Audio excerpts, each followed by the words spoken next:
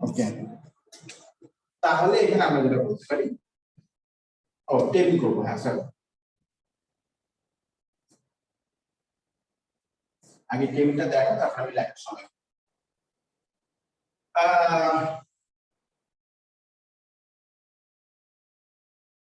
gradient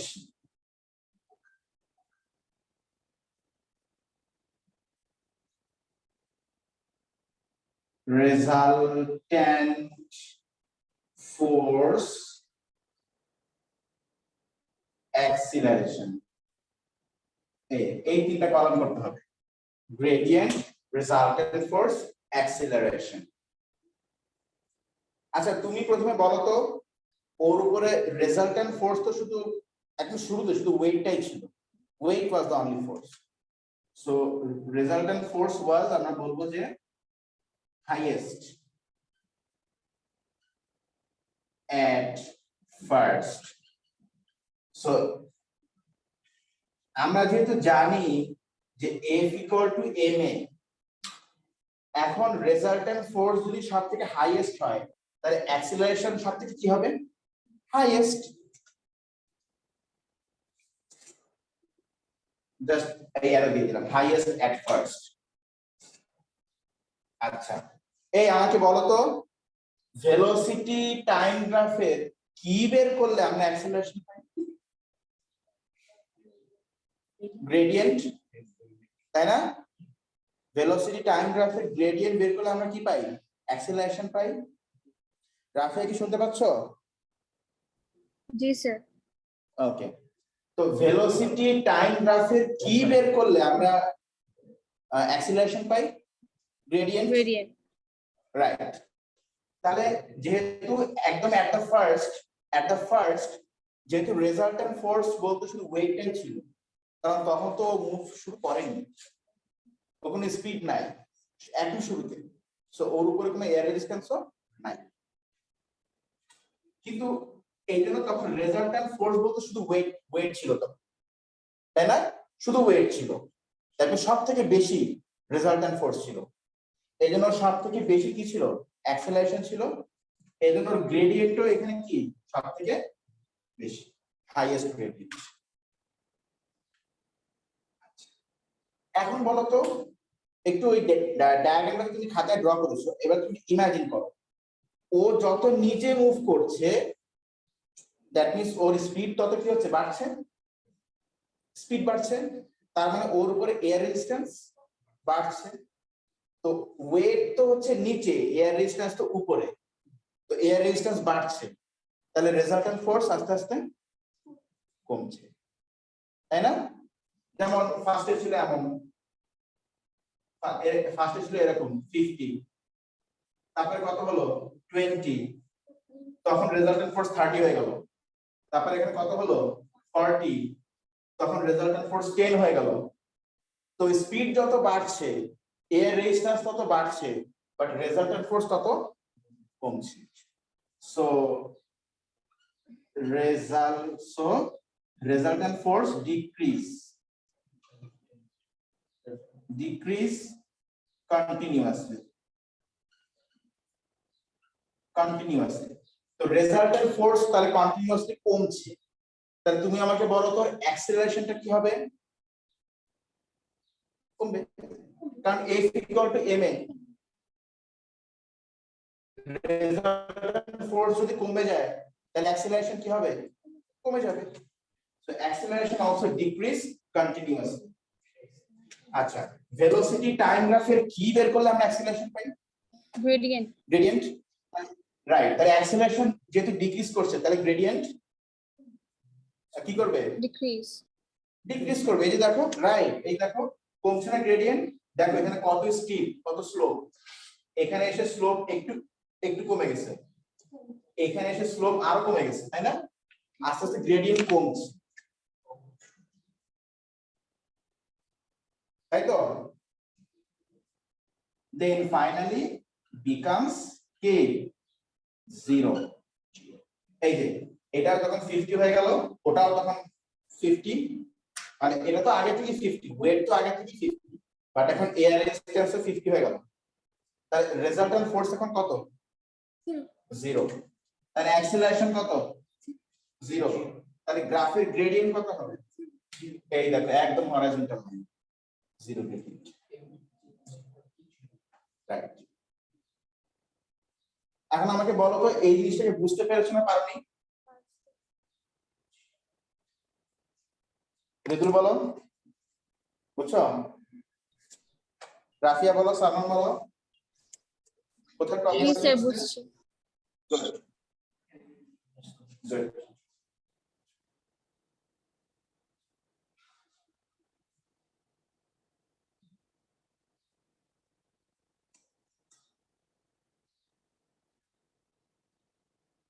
recording on করছি। হ্যাঁ, এই তো এই ফিজিক্সের কন্টেন্ট একটু সহজ, করি না।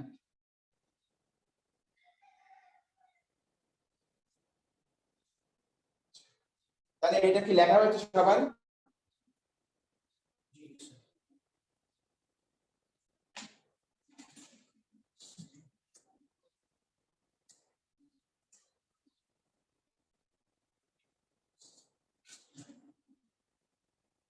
ওকে, এবার তুমি আসো, আমরা এবার যাব conservation of linear momentum. And এখানে আমরা আগের দিন পড়েছিলাম যে Newton's second law gives the definition of force, ঠিক আছে? Newton second law gives the definition of force. সে নিউটন সেকেন্ড ল থেকে নিউটন ফার্স্ট ল আসে। এবার তুমি আসো, আমরা শিখব Newton's third law. Third law of Newton's third law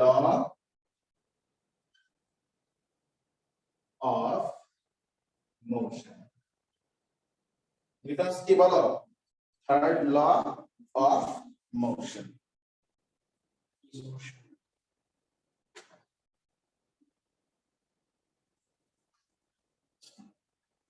third law of motion. এখন নিউটনস থার্ড ল কি বলছে? নিউটনস থার্ড ল কি নিয়ে ডিল করে? আমরা তো বুঝলাম যে নিউটনস সেকেন্ড ল ডিল করে হচ্ছে ফোর্স নিয়ে, তাই না? তো নিউটনস থার্ড ল কি নিয়ে ডিল করে? Newton's third law deals with one object. একটা অবজেক্ট যখন আরেকটা অবজেক্টকে ধাক্কা মারে, হিট করে, তখন ওখানে ফোর্সের ব্যাপারগুলো কি হয় সেটা নিয়ে নিউটনস থার্ড ল ডিল করে। One object hits another object, এটা নিয়ে ডিল করবে কে বলতো? Newton's third law of motion.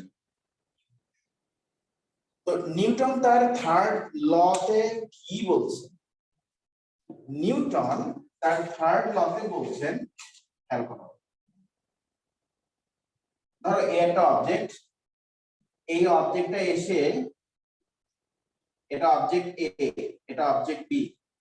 এখন ধরো অবজেক্ট এ এসে অবজেক্ট বি কে ধাক্কা মেরেছে, ঠিক আছে কিনা? তাহলে দিস, তার অবজেক্ট বি এর উপরে ধাক্কা দিচ্ছে কে? এ, তাই না? তাহলে এটা হচ্ছে ফোর্স ফ্রম এ। তো এটা তো স্বাভাবিক যে অবজেক্ট এ যদি অবজেক্ট বি কে ধাক্কা দেয়, তাহলে অবজেক্ট বিটা কি করবে? অবজেক্ট এ কে ধাক্কা দেবে। তুমি যদি দেয়ালে গিয়ে ধাক্কা মারো, তোমার গায়ে কি ব্যথা লাগে? কেন ব্যথা লাগে? কারণ দেয়ালও তোমাকে ধাক্কা দিচ্ছে, ঠিক আছে? তাই বলে তুমি তো দেয়ালের সামনে তো এখন চিল্লাবে, এই তুমি আমাকে ধাক্কা মারলি কেন, তোমার সাহস, বাসা মা বোন নাই, এটা বলে তো হবে না। মানে ছেলেরা, মানে ছেলেরা বলবে যে বাসায় বাপ ভাই নাই, আর মেয়েরা বলবে যে মা বোন নাই। আচ্ছা, যাই হোক, তাহলে এটা হচ্ছে, তাহলে অবজেক্ট বি এর উপরে ফোর্স কে দিচ্ছে? এ। এই জন্য দেখো বি এর উপরে আমি ড্র করেছি ফোর্স ফ্রম এ। আচ্ছা, আর এর উপরে ধাক্কা কে দিচ্ছে? বি, ফোর্স ফ্রম বি, ঠিক আছে কিনা? এখন নিউটন সাহেব সরি নিউটন গুরুজি এখানে তিনি কি লটা দিচ্ছেন? তিনি বলছেন যে একজন যদি আরেকজনের এভাবে করে যদি ধাক্কা মারতে থাকে, ধাক্কা যদি মারে, তাহলে ধাক্কা মারার ফোর্স গুলো ইকুয়াল হবে। Force given by A will be equal to force given by B. Force গুলো কি হবে? ইকুয়াল হবে, ঠিক আছে কিনা? কিন্তু ওদের এক্স্যাক্টলি ওদের ডিরেকশন গুলা বুঝাই যাচ্ছে যে উল্টো। একটা যদি হয় প্লাস ডিরেকশন, তাহলে আরেকটা কি হবে? Minus direction. দেখো নিউটন যে বিশাল একটা স্টেটমেন্ট দিয়েছেন, সেটা এই এতটুকুর মধ্যে আমরা বলে দিলাম না? এটাই mathematics. Mathematics simply makes everything shorter. বিশ্বাস করো, যদি ফিজিক্স এর মধ্যে যদি ম্যাথস না হতো, তাহলে physics would be the largest subject বা lengthiest subject of the world, যদি ফিজিক্স এর মধ্যে ম্যাথমেটিক্স না থাকতো। ম্যাথমেটিক্স ঢুকেই ফিজিক্সকে শর্ট করে ফেলেছে।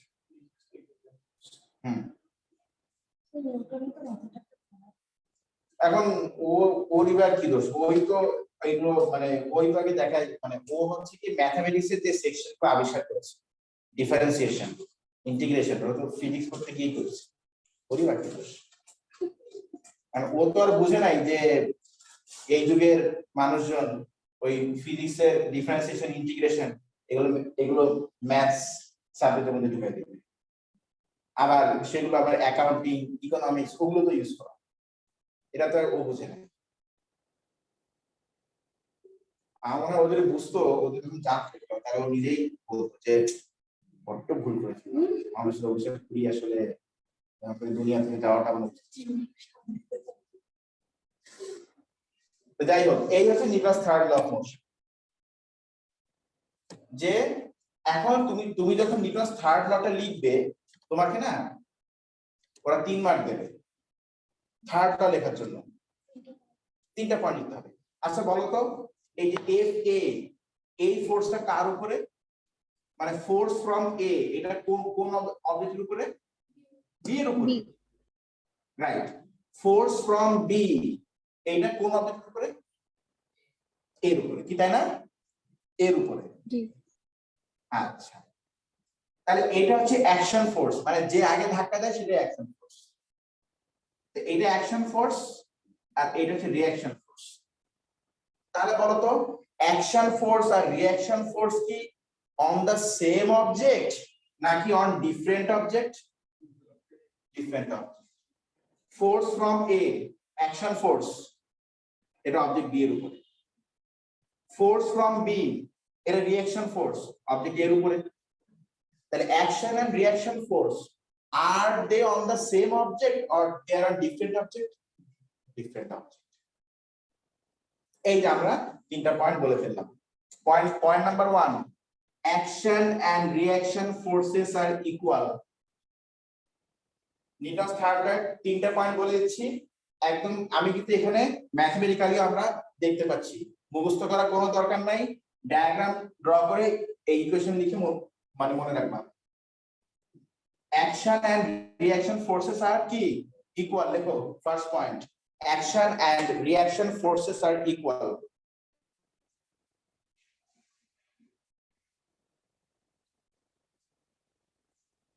Action and reaction forces are equal.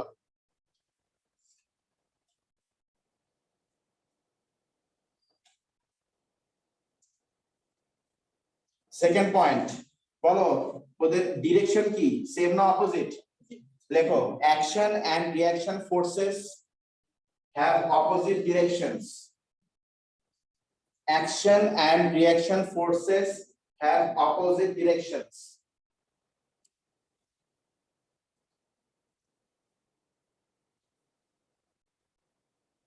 একদম 3 মার্ক দেবে কিন্তু। আমি যখন এস লেভেল পরীক্ষা দিয়েছি আমাদের সময় আসছিল step Newton's third law of motion 3 marks, এই 3টা পয়েন্ট লিখতে হবে। ওদের ডিরেকশন গুলো কি অপোজিট, আর থার্ড পয়েন্ট কি action and reaction forces act on different bodies, তাই না? অ্যাকশন এন্ড রিঅ্যাকশন ফোর্সেস কি act on different bodies. Sir একটু আবার বলবেন? তাহলে প্রথম কথা হচ্ছে action and reaction forces equal, then হচ্ছে অ্যাকশন এন্ড রিঅ্যাকশন ফোর্সেস কি সেম ডিরেকশন না অপোজিট ডিরেকশন বলো তো? Opposite. Opposite direction. Opposite direction. আর ওরা কি একই অবজেক্টের উপরে অ্যাক্ট করছে নাকি এই অ্যাকশন ফোর্সটা একজনের উপরে রিঅ্যাকশন ফোর্সটা আরেকজনের উপরে, কোনটা? সেকেন্ড যেটা বলছি। রাইট, অ্যাকশন ফোর্স হচ্ছে ওর উপরে, রিঅ্যাকশন ফোর্স হচ্ছে ওর উপরে। দ্যাটস ওয়াই আমরা বলছি যে অ্যাকশন এন্ড রিঅ্যাকশন ফোর্সেস কি অ্যাক্ট অন ডিফারেন্ট বডিজ। কি ঠিক আছে কিনা? অ্যাকশন এন্ড রিঅ্যাকশন ফোর্সেস কি act on different bodies. So last ওয়ার্ডটা কি বলছেন? দাঁড়া আমি লিখে দিচ্ছি। Different action and reaction forces act on different bodies. Different bodies.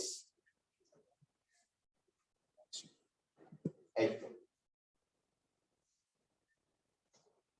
ব্যাস। আমরা তাহলে লিনিয়ার মোমেন্টামটা আমরা এটা আমরা শুরু করলাম, ভেবেছিলাম শেষ করব কিন্তু একটু দেরি হয়ে গেল। আমরা লিনিয়ার মোমেন্টামটা ইনশাআল্লাহ নেক্সট ক্লাসে শেষ করে আমরা চেষ্টা করব ওয়ার্ক এনার্জি পাওয়ারটাও শেষ করে ফেলা, কারণ ওয়ার্ক এনার্জি পাওয়ার একেবারেই ছোট, বেশি কিছু লাগবে না, একেবারেই ছোট। আর আর এখানে আমরা শিখছি তোমাদের যাদের মেকানিক্স আছে তোমাদের কিন্তু এগুলো কাজে লাগবে, মোমেন্টাম কাজে লাগবে, ওয়ার্ক এনার্জি পাওয়ার কাজে লাগবে, সব কাজে লাগবে। ফিজিক্সে আমরা ওয়ার্ক এনার্জি পাওয়ার যা শিখবো মেকানিক্সে হুবহু তাই, সেম জিনিস ওয়ার্ক এনার্জি পাওয়ার। ঠিক আছে কিনা? ওকে, তো ঠিক আছে তাহলে that's all for today, thank you. আমাদের আবার নেক্সট ক্লাসে দেখা হবে। আর ফিজিক্সের ক্লাসটা বাকি আছে সেটা আমি ফিজিক্স ক্লাস নিয়ে নিচ্ছি। আচ্ছা হ্যাঁ ফিজিক্স ক্লাস নিয়ে নিচ্ছি। কেমিস্ট্রি যে ক্লাসটা বাকি আছে ওটা আমি মেকআপ নিয়ে নিচ্ছি। ঠিক আছে? Okay, that's all for today, thank you. হ্যাঁ বরাবর কে বলবো? হ্যাঁ bye sir. Okay bye. Chemistry আমি শুরু করছি জাস্ট 15 মিনিট পর। Okay sir. বাই।